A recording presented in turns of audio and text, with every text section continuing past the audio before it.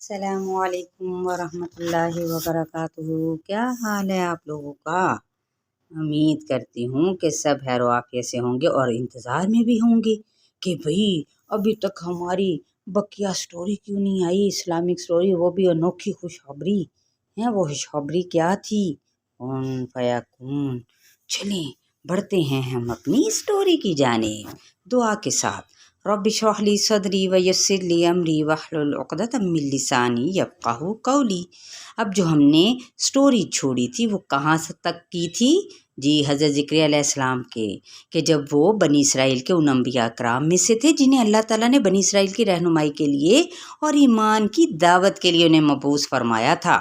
آپ اپنے ہاتھ سے کمائی کرتے تھے، آپ بڑھئی کا بھی کام کرتے تھے، اور آپ کا زیادہ تر وقت دین کی دعوت کے کام میں بسر ہوتا تھا۔ دیکھیں یہ نبی کا کہ بڑھئی کا کام کرتے تھے، اپنے ہاتھ سے کام کرتے تھے، اتنے بڑے نبی کا اعزاز حاصل ہونے کے باوجود بھی۔ یا پھر ان کا وقت زیادہ تر مسجد میں گزرتا، جسے بیت المقدس یا پھر بیت المقدس کہا جاتا ہے۔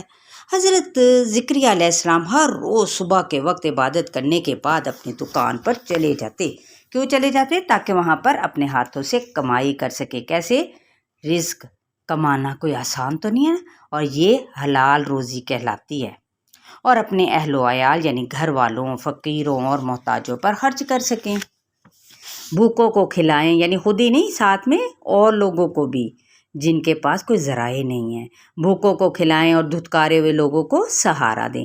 جب آپ کام سے فارغ ہوتے تو اپنی عبادت والے کمرے میں چلے جاتے، اور اس کمرے کو محراب کہا جاتا تھا۔ محراب میں آپ اللہ کی عبادت کرتے اور اللہ کی نعمتوں کا شکر ادا کیا کرتے، اس کی برکتیں حاصل کرنے کے لیے اس کی طرف متوجہ رہتے۔ آپ کو پتہ ہے نا، جتنا آپ شکر ادا کریں گے اللہ تعالیٰ اتنا ہی نعمتوں میں اضافہ فرماتے ہیں۔ تو حضرت مریم علیہ السلام جب ذرا بڑی ہوئیں تو اچھی بری چیزوں میں تمیز کرنے لگیں۔ مسجد کے ساتھ ان کے لیے ایک کمرہ بنا دیا گیا۔ حضرت زکریا علیہ السلام کے علاوہ اس کمرے میں کوئی اور داخل نہیں ہو سکتا تھا۔ وہ اللہ کی عبادت کرتی اور مسجد کی خدمت کرتی۔ یہ تمام کام وہ بہت اچھے طریقے سے سر انجام دیتی تھیں۔ حضرت زکریا علیہ السلام روزانہ ان سے ملنے کے لیے آتے تاکہ انہیں تسلی رہے کہ آپ انہیں دین بھی سکھاتے اور ان کی ضروریات بھی پوری فرماتے۔ ایک روز آپ ان سے ملنے کے لیے محراب میں جب داخل ہوئے، یہ وہ جگہ تھی جہاں وہ لوگوں سے الگ ہو کر بیٹھتی تھیں، تو آپ نے دیکھا کہ ان کے اگر بہت سارے پھل رکھے ہوئے ہیں۔ وہ بہت حیران ہوئے اور ساتھ میں پریشان بھی۔ کیوں؟ کیونکہ وہ پھل تھے بھی بے موسم، مطلب یہ کہ بازار میں ان دنوں وہ پھل نہیں ملتے تھے۔ چنانچہ انہوں نے حیران ہو کر پوچھا، مریم یہ پھل کہاں سے آئے ہیں؟ جواب میں حضرت مریم علیہ السلام نے کہا، یہ اللہ کی طرف سے آئے ہیں۔ اس سے صاف ظاہر ہے کہ اللہ تعالیٰ مریم علیہ السلام کو کیا تھا؟ اپنے پاس سے کھلاتے پلاتے تھے، اس لیے کہ وہ اللہ پر ایمان لائی تھی اور انہوں نے اللہ پر بھروسہ کیا تھا اور اللہ کی رضا کے لیے ہر وقت عبادت کیا کرتی تھیں۔ اللہ تعالیٰ اپنے نیک بندوں پر رحم فرماتا ہے اور ان پر رزق کے دروازے کھول دیتا ہے، جیسا کہ اللہ تعالیٰ فرماتا ہے کہ جو کوئی اللہ سے ڈرتا ہے اللہ تعالیٰ اس کے لیے مشکلات سے نکلنے کا راستہ بنا دیتے ہیں اور اسے ایسی جگہ سے رزق دیتے ہیں جس جگہ کا اسے گمان بھی نہیں ہوتا، اس کے ذہن میں بھی نہیں آتا۔ جب حضرت زکریا علیہ السلام نے دیکھا کہ اللہ تعالیٰ حضرت مریم علیہ السلام کو موسم سرما کے پھل موسم گرما میں اور موسم گرما کے پھل موسم سرما میں کھلا رہے ہیں، تو انہیں اس وقت بچے کی خواہش پیدا ہو گئی۔ تو حالانکہ ان کی عمر اس وقت بہت ڈھل چکی تھی، یعنی بوڑھے ہو چکے تھے، تو کمزور بھی ہو چکے تھے، بال بھی سفید ہو گئے تھے، ہڈیاں بھی کمزور ہو چکی تھی، آپ کی بیوی بھی بانجھ ہو چکی تھی، ان کے ہاں اولاد ہونے کا کوئی امکان نہیں تھا۔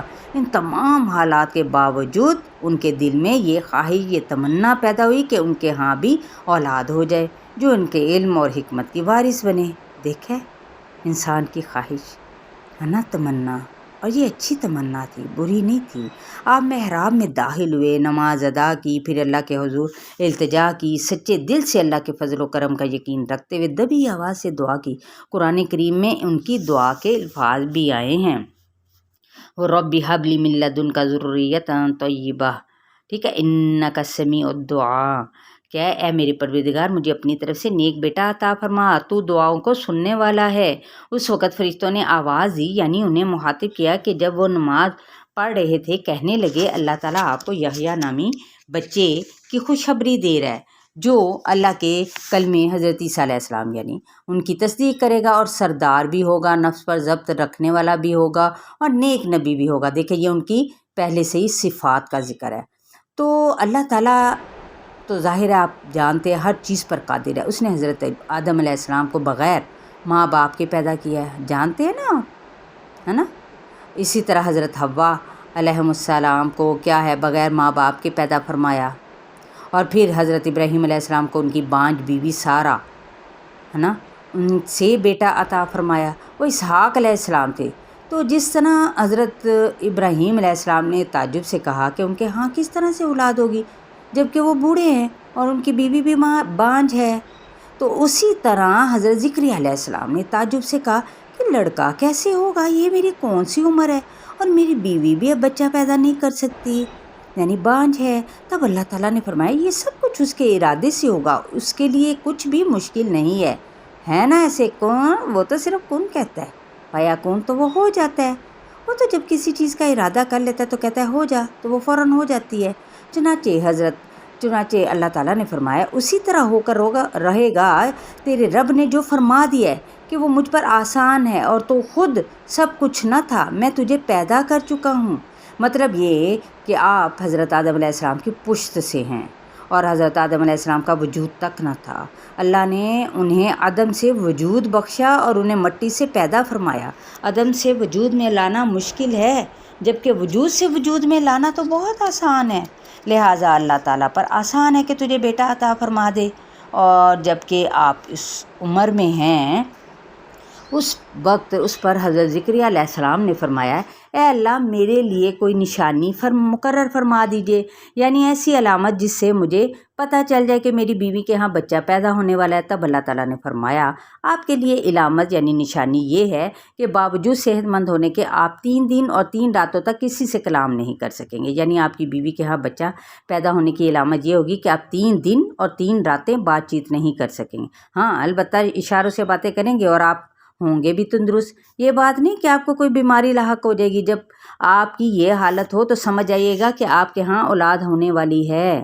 ان 3 دنوں میں آپ کثرت سے اللہ کا ذکر کریں، اس کا بہت زیادہ شکر ادا کریں، اور ساتھ میں کیا ہے تسبیحات بھی پڑھیں۔ پھر ایک دن حضرت زکریا علیہ السلام نے بولنا چاہا لیکن وہ بول نہ سکے، وہ سمجھ کے کہ اب ان کے گھر بچہ پیدا ہونے کے دن آ گئے ہیں۔ آپ اپنے کمرے سے نکل کر لوگوں کے پاس گئے، ان سے اشاروں میں بات کی کہ صبح و شام اللہ کا ذکر کرو۔ اللہ تعالیٰ نے انہیں ایک خوبصورت بچہ عطا فرمایا۔ اس طرح انوکھی خوشخبری والا وعدہ کیا تھا وہ پورا ہو گیا۔ بچے کا چہرہ چمک رہا تھا، ان کا نام یحییٰ رکھا گیا۔ یہ نام پہلے ہی سے اللہ تعالیٰ کی طرف سے بتایا جا چکا تھا۔ اس میں خاص بات کیا تھی، وہ یہ تھی کہ دنیا میں اس سے پہلے کسی کا نام یحییٰ نہیں رکھا گیا تھا۔ تو بچوں اور بڑوں اور سب جو جتنے بھی ہیں، اب آپ لوگ یہ یقیناً سمجھ چکے ہوں گے کہ پہلے زمانے میں کس طرح قرآن اندازی ہوتی تھی۔ جی ہاں، آپ کا بہت بہت شکریہ، یقیناً آپ بھی یہی کہہ رہے ہوں گے۔ لیکن یہ جو ہماری اسلامک سٹوری ہے نا، یہاں پر ابھی مکمل طور پر ختم نہیں ہوئی۔ اس کے بعد ہوا یوں کہ یہودیوں نے حضرت زکریا علیہ السلام کو قتل کرنے کی ٹھان لی۔ ایک روز وہ ان کی طرف نکلے، آپ کو ان کے ارادے کی اطلاع ملی تو وہاں آپ بھاگ نکلے وہاں سے، اور ایک درخت کی یعنی کھو ہوتی ہے نا جس کو کہتے ہیں کنواں سا، وہاں یا کھو میں جو گہرائی ہوتی ہے اس میں جا چھپے۔ یہودیوں نے آپ کو درخت میں چھپتے دیکھ لیا، انہوں نے درخت پر آ کر آرا چلا دیا۔ چنانچہ یہودیوں نے درخت کے ساتھ ان کے بھی 2 ٹکڑے کر دیے۔ اوہو، بچے بڑے سب سن کر کیا تھا سکتے میں آ گئے۔ ہاں، یہود اس قدر ظالم تھے، انبیاء تک کو قتل کرنے سے نہیں چوکتے تھے۔ کل میں تمہیں ان کے ٹھیک ہے انشاءاللہ تعالیٰ آپ لوگوں کو یحییٰ علیہ السلام کا قصہ سناؤں گی، ٹھیک ہے۔